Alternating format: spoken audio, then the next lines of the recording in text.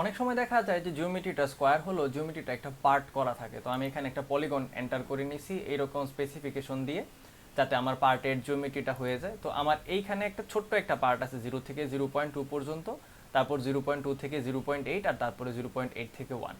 এইখানেও যদি আমরা চাই এই যে ম্যাপটা ডিস্ট্রিবিউশন দেই, so left and right, left আর রাইট দিলাম, দিয়ে যদি এটাকে বিল্ড করি, সো এটা বিল্ড হয়ে গেছে। আর ডিস্ট্রিবিউশন আপ অ্যান্ড ডাউনের এটা আসলে ঠিকভাবে নেই নেই, আমি আপ অ্যান্ড ডাউন সিলেক্ট করি নাই, সো ও হচ্ছে ডিফল্ট একটা নিচ্ছে।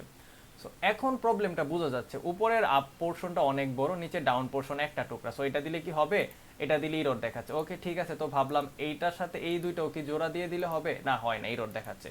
সো এটা কারণটা হচ্ছে উপরে একটা আস্ত টুকরা, সে ওইটাকে নিচের একটাতে ম্যাপিং করার ট্রাই করে। তো এই প্রবলেমটাকে আমরা ফিক্স করতে পারি। এই প্রবলেমটা ফিক্স করার জন্য আমরা আরেকটা কাজ করব, আমরা উপরের যে লাইনটা আছে যেখানে আমরা কোনো পার্ট করি নাই তারও আসলে পার্ট করে দিব। তো আমি এখানে আর দুইটা পয়েন্ট অ্যাড করে দিচ্ছি, যেমন হচ্ছে যে 0.8 এর মধ্যে একটা হবে 1 হাইট, আরেকটা হবে হচ্ছে 0.2 বরাবর 1 হাইট, এবং এই দুইটা তো উপরে রাখা লাগবে, সো এই দুইটার উপর উঠাই দিই, এটা হচ্ছে 1 এর পরে থাকবে। ওকে, বিল্ড অল অবজেক্ট, ওকে ডান। সো এইবার আসলে দেখো এই যে এইখানে একটা, এইখানে একটা, এইখানে একটা, তিনটা টুকরা হয়ে গেছে।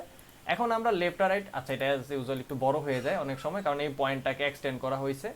আর আপ এন্ড ডাউন কিন্তু এখন আমার তিনটা টুকরা, সো তিনটা টুকরা যেহেতু হয়েছে, সো লেফট রাইট বরাবর আমি 100টা দিয়ে রাখি আগেই। আপ এন্ড ডাউনকে আমি এখন ডুপ্লিকেট করে দিই, আরেকটা করে নিই, এটারে ডুপ্লিকেট। সো এইবার হচ্ছে প্রথমে আমি একটা ছোট্ট টুকরা দিলাম এইটুক থেকে এইটুক, তারপরে হচ্ছে মধ্যেরটা, তারপরেরটা হচ্ছে আপ এন্ড ডাউনের থার্ড পোর্শনটা।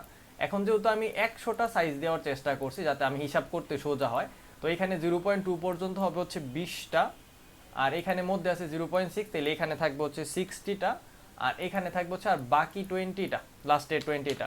সো এইবার যদি আমরা বিল্ড অল দিই, সো আমরা যেমন চাচ্ছিলাম একদম সুন্দর স্কোয়ার মেশ তেমন হয়ে যাবে।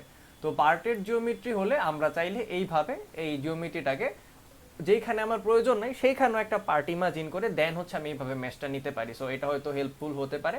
সো এটুকুই ছিল, থ্যাংক ইউ।